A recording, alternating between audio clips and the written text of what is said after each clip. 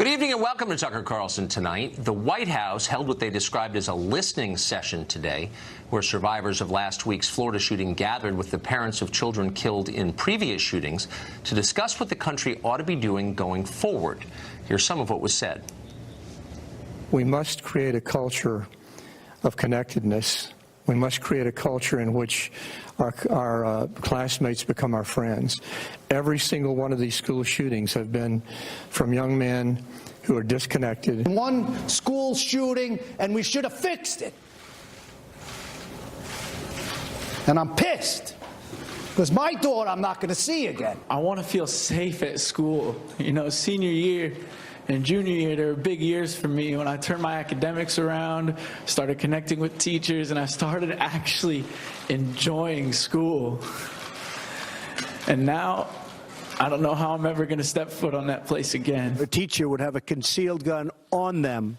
They'd go for special training, and they would be there, and you would no longer have a gun-free zone. Gun-free zone to a maniac, because they're all cowards. A gun-free zone is let's go in and let's attack, because bullets aren't coming back at us.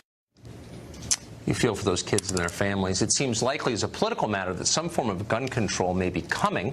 The White House has signaled support for stricter background checks and a federal ban on bump stocks. But that's not even close to what many on the left are demanding. You saw some of those demands today at widely televised gun control rallies in Florida. Some of those in attendance were kids from Stoneham Douglas High School in Parkland, and that should not be surprising. It's understandable. People become political activists all the time in response to tragedies. That's their right. Nobody ought to attack them for it. We're certainly not attacking them. We never would. We assume they have the best motives. Most of us have the best motives. Almost everybody's against school shootings. The question is, what do you do about them? Now, if you watch a lot of cable news, you know that the answer is simple. You simply stop taking money from the NRA and you do something about guns. Not anything specific, just something. But first, you have to defeat the evil conservatives who love school massacres. Once you do that, the violence will go away like magic. And so the demagogues on the other channels are telling you. They use the traumatized children of Parkland as a human shield. Ask them what they're calling for. Ask them to describe these policies that will supposedly fix everything. And these childless news anchors screech that you're attacking the children. It's funny, every January, thousands of other children come to Washington for the March on Life. Like the kids from Parkland, they're against killing. Some of them have had abortions. A few of them have survived abortions. Do the media hold these kids up as the last word on the subject? Do they attack anyone who questions them? Please. A lot of news outlets don't even bother to cover that march at all. All kids at any march, just like all Americans, have a right to talk, and to do so in public, to give their opinions anywhere, including on television. Unlike many on the left, we support that right unequivocally in every case. But the rest of us also have a right to add our voices to the conversation. We have an obligation to do that because we all have a stake in this country's laws. And the truth is, this is a remarkably complicated subject. That's why we haven't fixed it yet. Any answer has to balance our need for safety with the respect for the civil rights of individuals and an acknowledgement that this is a constitutional republic. It's not the set of Morning Joe. For example, pretty much everybody agrees that people with mental illness should not have firearms. That sounds simple, okay. But what do you do then with the more than 400,000 Iraq and Afghanistan vets who have received a diagnosis of PTSD? That's a mental disorder. Should they lose their rights to gun ownership because they were injured by war? All of a sudden, it's not so simple. Or how about domestic abusers? Nobody thinks they should have guns. We don't, obviously. But what if they haven't been convicted of anything yet? Can you strip rights from somebody who is legally innocent? And if you can take their gun rights away, how about their voting rights or their free speech rights? We're not sure of the answers to those, but we're positive they are real questions that need to be debated and considered by smart people sincerely trying to make the country better. The media screechers are not helping. They're telling us it's a simple fix as long as you care enough. That's a lie, and they're using children to tell that lie. Spare us. We're for the children. We're not for you. Congressman Jim Himes is a Democrat who represents Connecticut, and he joins us tonight. And Congressman, unlike a lot of people, you've been specific about what you want, and I admire that. You were on CNN on Monday, and you said, and I'm quoting now, we want to be no different from Canada or Australia or Great Britain. So in Australia, and you hear this a lot from the left, 650,000 guns were confiscated from citizens, and that's what you're calling for. Who would do that? Who would take those guns in this country? No, that's not what I'm calling for, Tucker. Australia is a pretty good example because after the massacre of 35 of its citizens in Port Arthur in 1996, they implemented a whole series. And I don't usually agree with you, Tucker, but you're right. This is a complicated problem that won't get solved, certainly not by the media on either side, but it will get solved over time, not perfectly, by lots of measures, some of which were tried by Australia. Now, Australia doesn't have a Second Amendment, so they're not the best example. But we do know that if we could get universal background check, no matter where you buy a gun, you get a background check. We do know that if you could find a way, and I admit that it is complicated with rights to make sure that people with temporary restraining orders temporarily give up their weapons. If you could do a whole bunch of those things, there is no question that, like Australia, we could see our gun violence in this country plummet. Well, there is a question about that. I mean, we don't actually know. And we had the assault weapons ban of 1994, and it seemed like it would reduce killings, and it didn't. We know that conclusively. So you're never quite sure what the effect is, but you twice pointed to Australia as a model for gun policy here. So what specifically about Australia? Again, a country that confiscated its citizens' guns by the hundreds of thousands. What specifically did they do that we should do? Yeah, you can keep using the word confiscation. Well, they did. That's a fact. That is not what I was calling for. It is also a fact that they instituted a mandatory waiting period for the purchase of a gun. It is also a fact that they instituted a universal background check. Two things that we don't have in this country that might be considered constitutional. So you can leave the confiscation behind because that's not what anybody is talking about. But that was the essence. That was the essence of what they did. You're not allowed to own a gun in Australia except under circumstances where the government says you've somehow got a right to. Same with Great Britain. You pointed to Great Britain. In Great Britain, you're not allowed to own a gun. You have to prove that you should be allowed to have one. Are you calling for that? Well, no, I'm not. In both of those countries, in the absence of a Second Amendment, you're right. You have to show a cause, a reason to have a gun. We have a Second Amendment in this country, which you may be surprised to hear I support. So we're obviously not going to require the citizens. Well, you can say that as much as you want, Tucker, but it's not true. I'm just saying it once in response to what you said. What I'm calling for is what, by the way, the president, I'm not usually in the habit of praising the president, what the president has said he's willing to consider. Things like tightening up the background check, things like restrictions on technology like bump stocks. Nobody's calling for confiscation or for everything they do in Australia and Great Britain.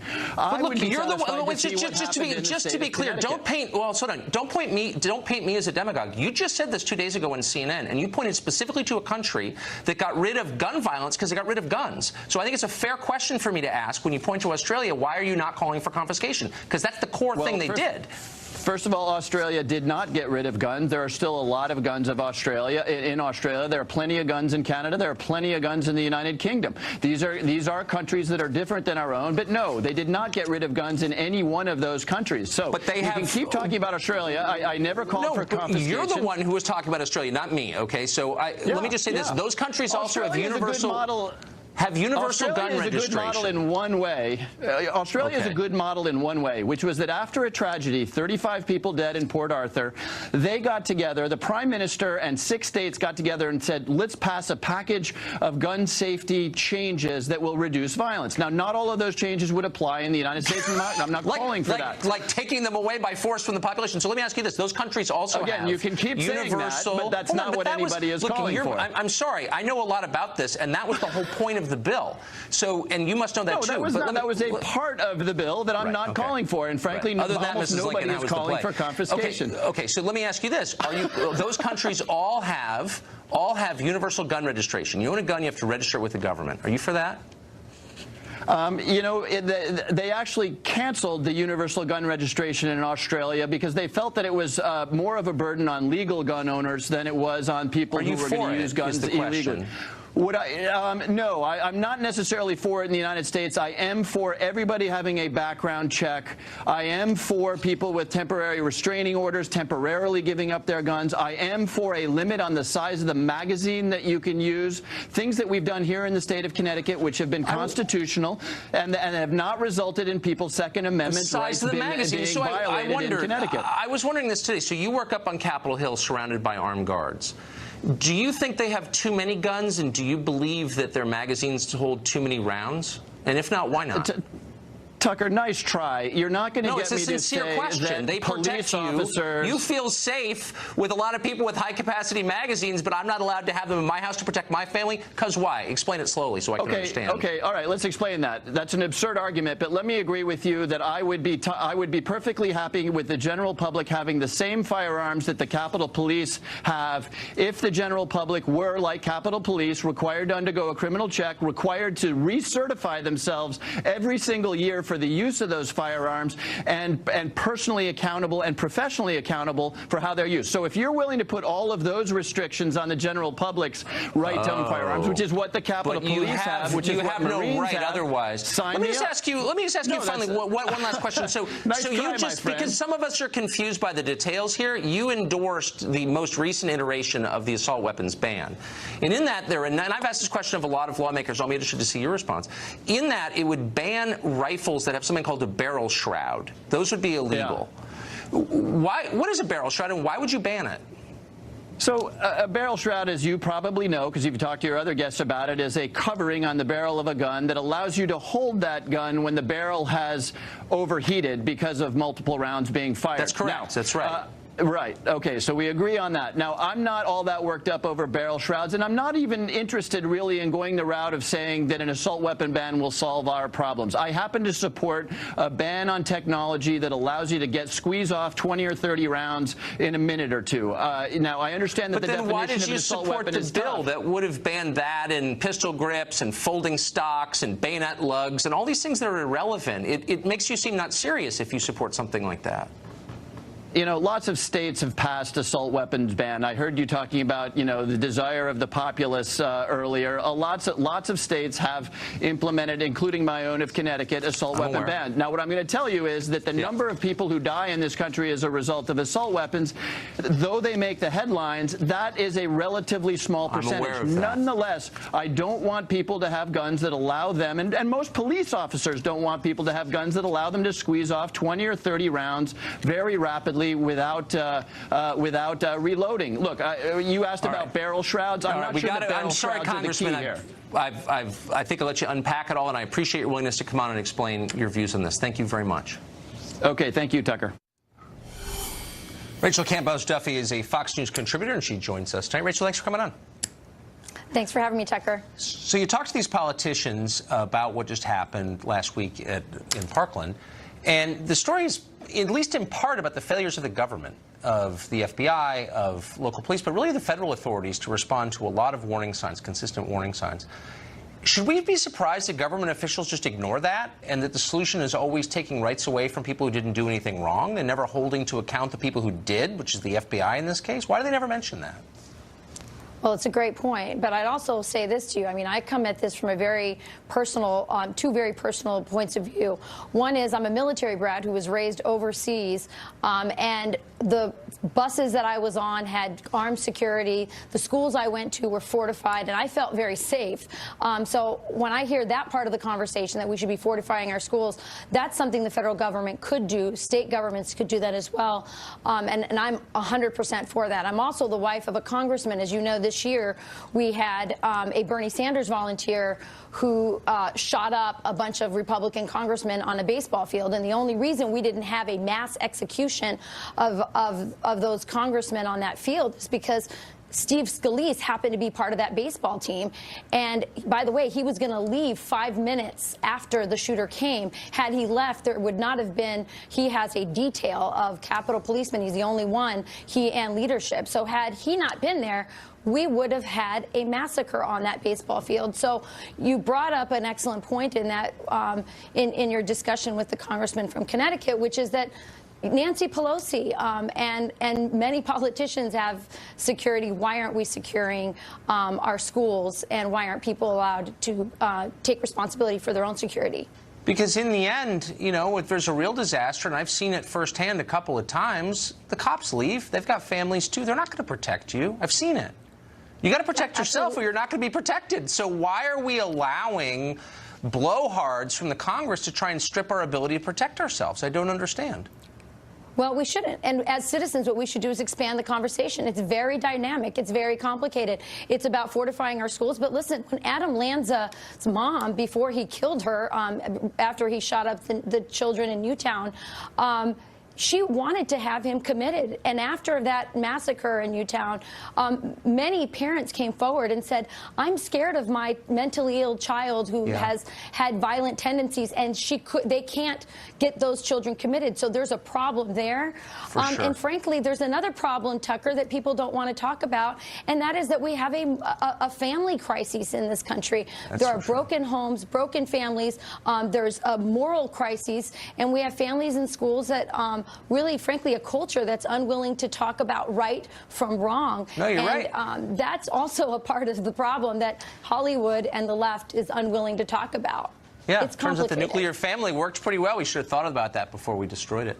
Rachel, thank you very much. Good point. Great to see you. Thank you, Tucker. Rogue judges are determined to impose their will on this country, regardless of what the law says, regardless of what voters think. What's the solution to that? Is there one? That's next.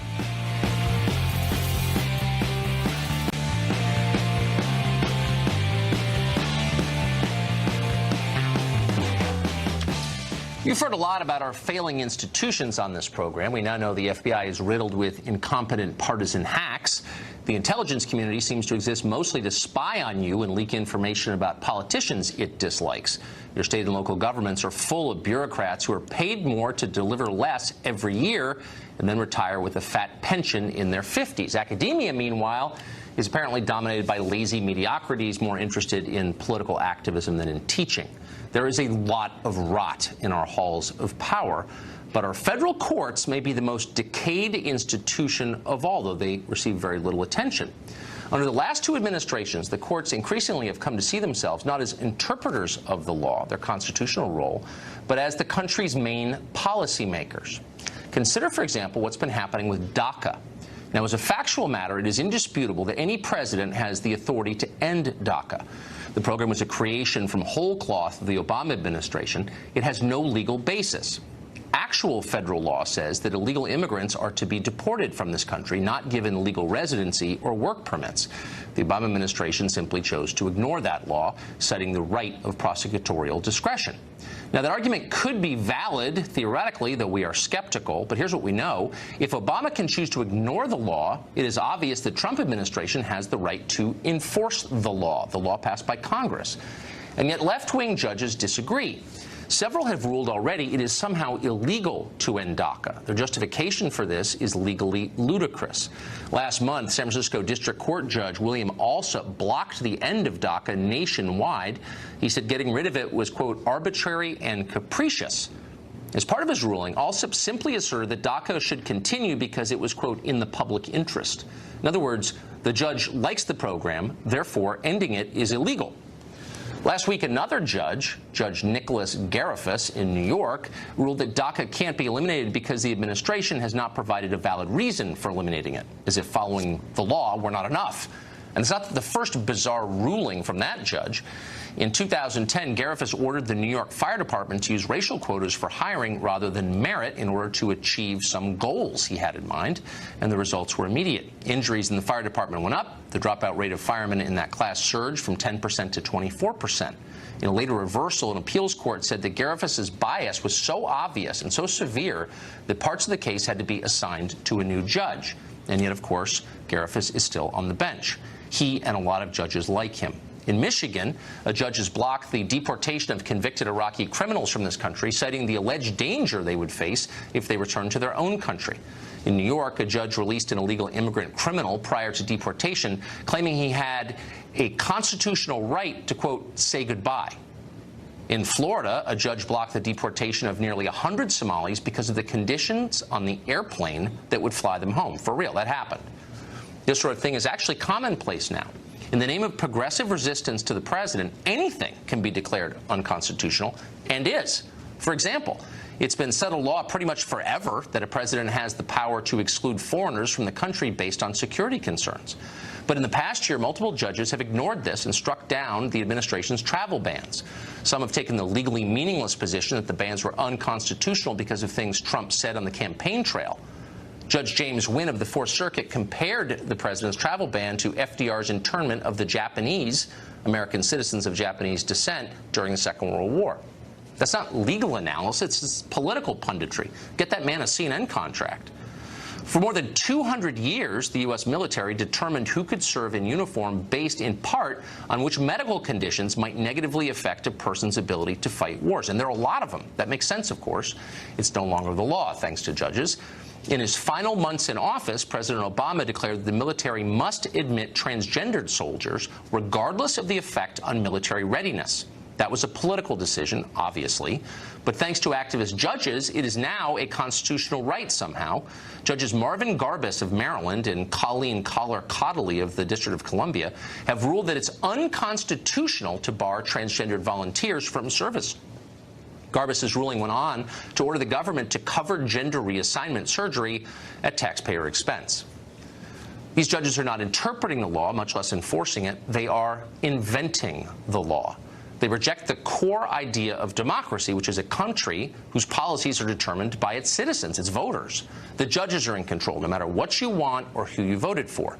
Increasingly, the elected branches of government are irrelevant. And this is especially true on the issue of immigration, as we said.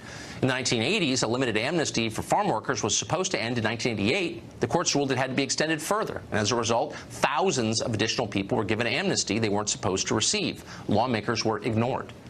In the 1990s, California voters overwhelmingly passed Proposition 187 that denied state social services to people here illegally.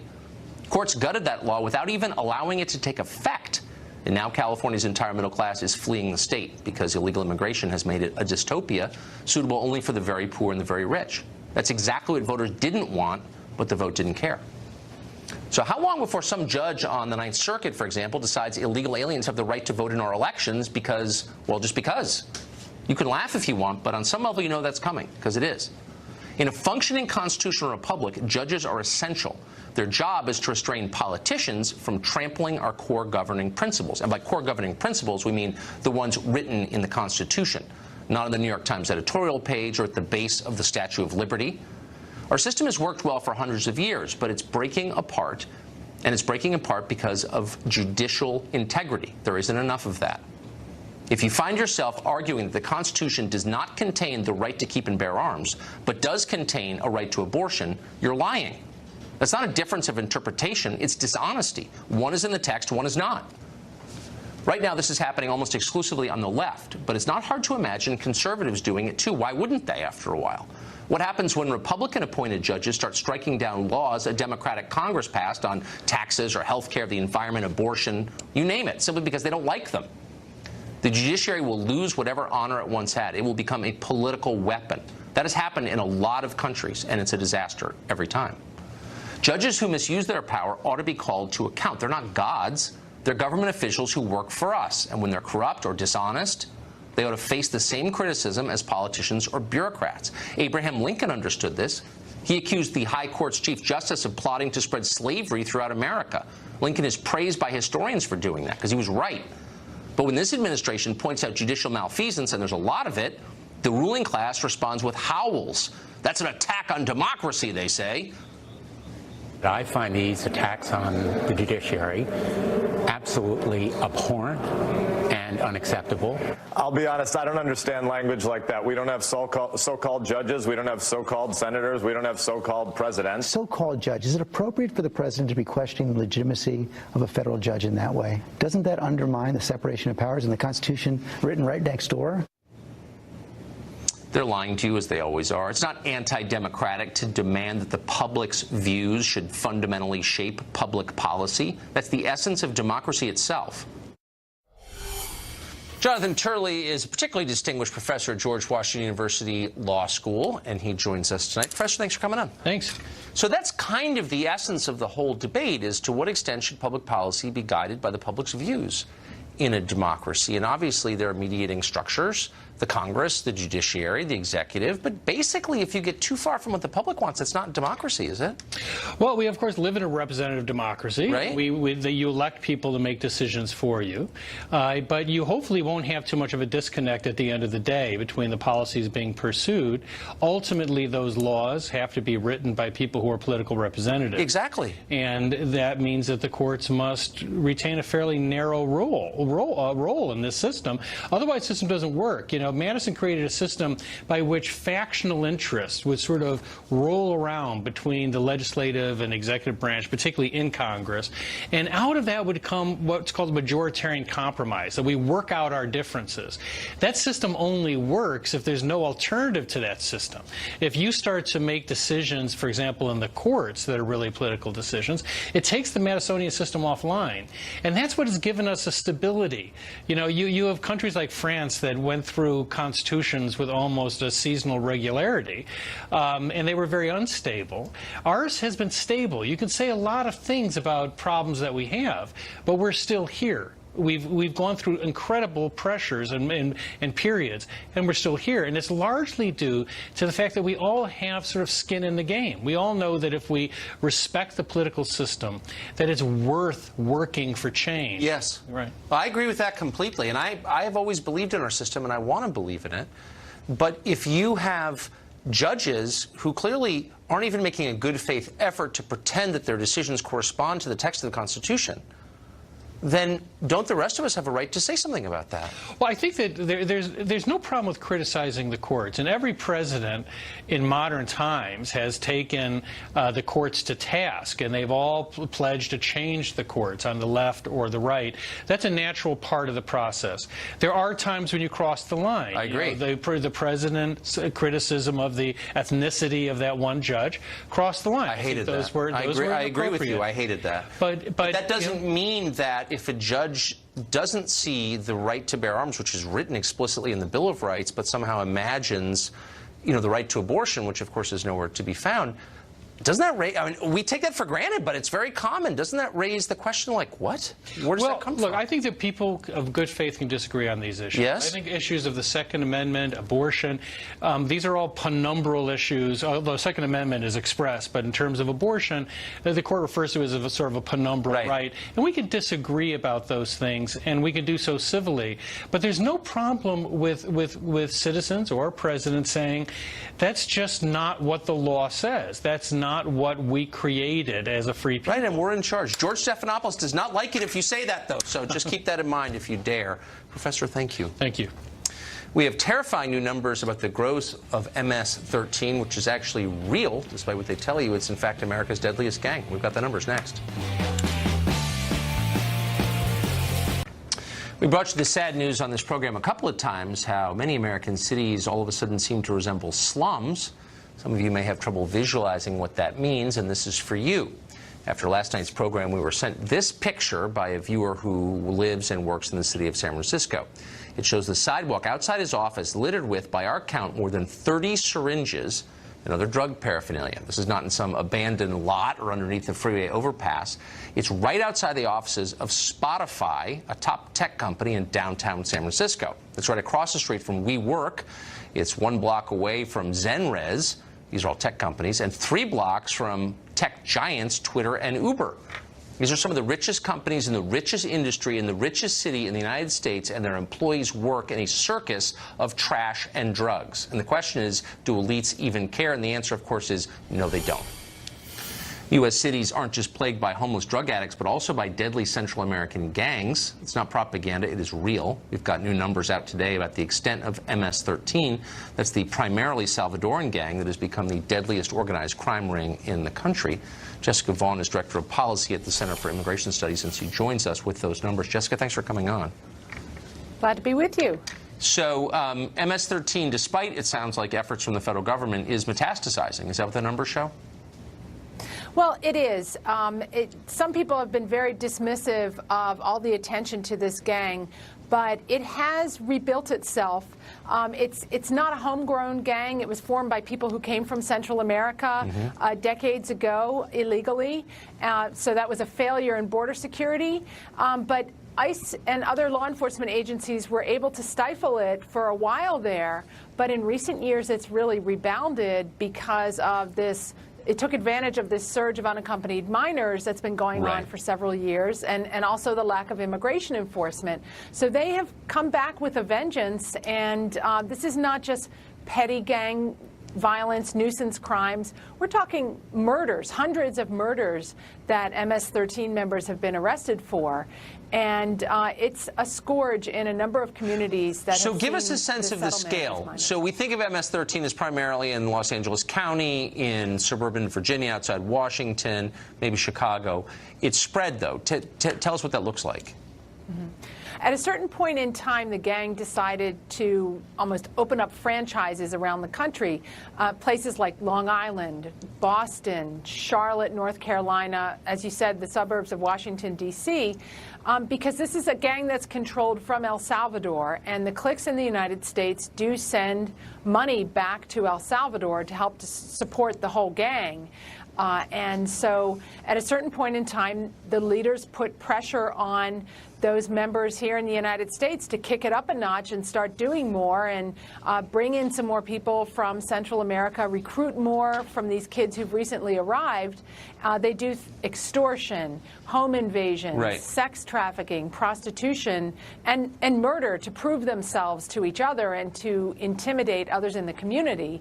And we found that they were active in 22 states just in the last few years, and concentrated, as I said, in those areas that experienced a lot of the illegal arrivals from Central America.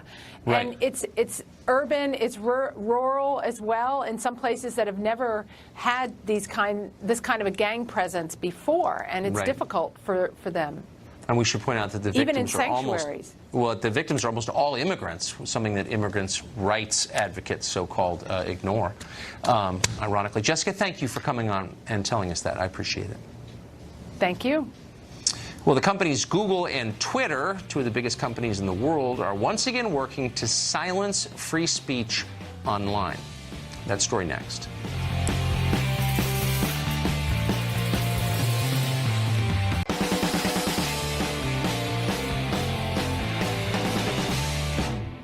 We've talked a lot on this show. We're going to talk a lot more about the growth of the power of big tech companies and how they are now a far bigger threat to your civil liberties than the federal government ever was. Now, the head of a social media network says that Google is censoring his company. How? Bill Ottman is the co-creator of Mind.com, and he joins us in the studio tonight. Bill, thanks for coming on. Thanks for having me. So Google is trying to censor your company. How? So we got banned from their advertising platform, probably caught up in their out-of-control algorithms, which basically blanket ban companies based on certain keywords with no real rationality. So just for perspective, I'm not overstating it when I say if you're banned from Google's ad platform, I mean, that can be death for a company. It can. It's actually killed tons of companies and content creators on YouTube who are demonetized. It's a pretty serious situation. So they have the power to just snuff out a young company. Why did they do this to you, do you think? Did you do something wrong? Probably some keyword that got caught up in their algorithms, but it's actually a symptom of a bigger problem of censorship, algorithm manipulation happening on all of the major social networks. And so we're actually building our own ad network to battle this, and it's going to be completely transparent on the blockchain so that everyone can see what's happening with our system, where it's completely open source. Anyone can inspect it, peer review it.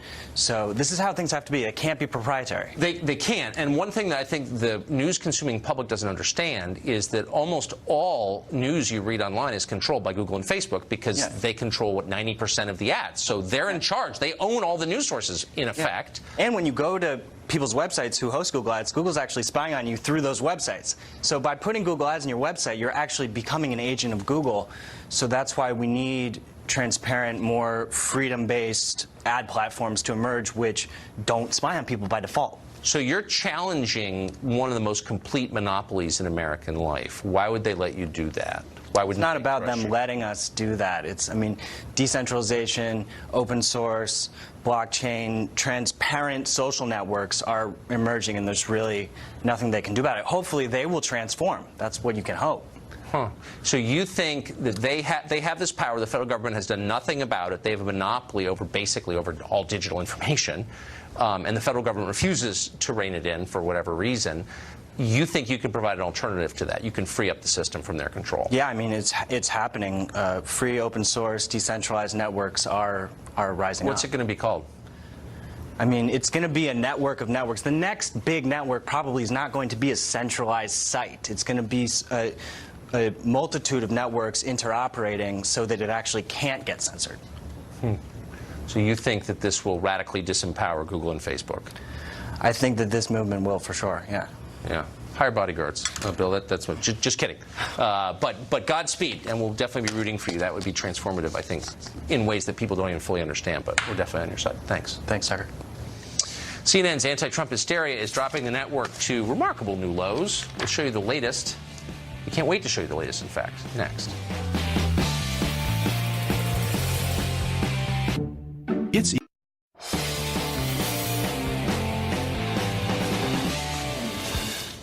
CNN has been so completely over the top in its coverage of this administration that those of us who remember it from 20 years ago, or in my case who used to work there, just stare slack-jawed at the screen thinking, really, can this be happening?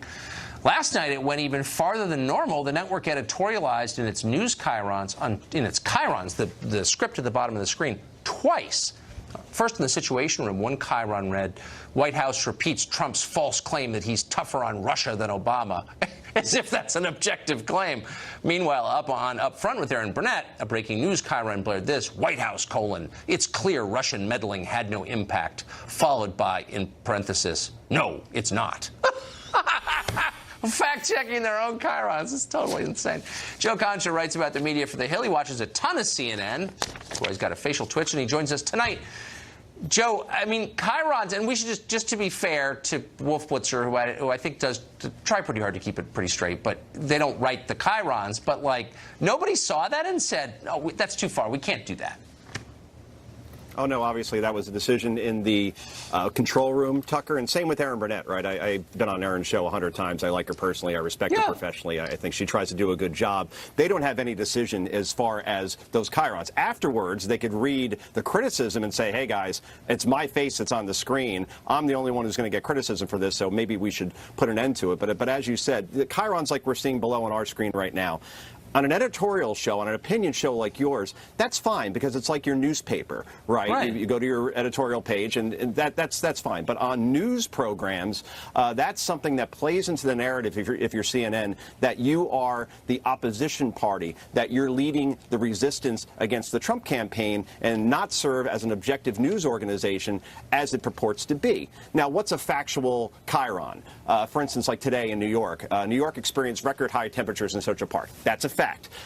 Billy Graham dies at age 99. That's a fact. When you have breaking news, White House repeats Trump's false claim that he's tougher on Russia. As you said, that's subjective, and that's an opinion. And John Noonan, he summed this up best. He is the, and I'll quote it, the senior counselor for military and defense affairs for Senator Tom Cotton. And he said, and by the way, John Noonan is no relation to Danny Noonan. I just want to make that clear. Quote, CNN respectfully, please tell your producer not to do this. You can't anoint yourself arbiter in these debates. Adding, you can get experts to debate the merits of each administration's policies. That's perfectly fine. But this isn't just putting your finger on the scale, it's sitting on it. And I think that sums it up nicely, Tucker. That's right. And I just want to be totally clear. The term chyron refers to the banner at the bottom of the screen. It's a TV term, so I don't want to confuse anybody. Yeah, it's a headline. That's exactly right, that the host is not aware of. So have you noticed this all day? These cable news anchors, most of whom, as far as I know, are childless, lecturing the rest of us about how we don't love the children if we don't agree with them on a very specific political issue, guns. Have you ever seen the press preachier than it was today? I remember on the gay marriage rulings a couple of years ago, a side was taken. It was a side that many Americans agreed with, but you can't do that, right? And the problem is now it's not a matter of, okay, I think the age to buy guns should be raised to 21, and no, I think it shouldn't, and here's why. It's always, you know what, you're a bad person. You want children to die as a result, and we saw it on the conservative side as well, on the liberal side as far as people saying that these children are actors, actually being coached. Please, I mean, I had a friend that had a daughter in that school hiding in a closet closet, and the emotion is real. And I would never doubt these kids in terms of their sentiment around this. They're not being coached, Tucker. Yeah, and because we're not liberals, we support the right of everybody, even those we disagree with, to say exactly what they think. We believe in free speech, and we mean it. Joe, thank you so much. Great to see you. Giddy up. Good to see you. Up next, we bid farewell to the great Billy Graham.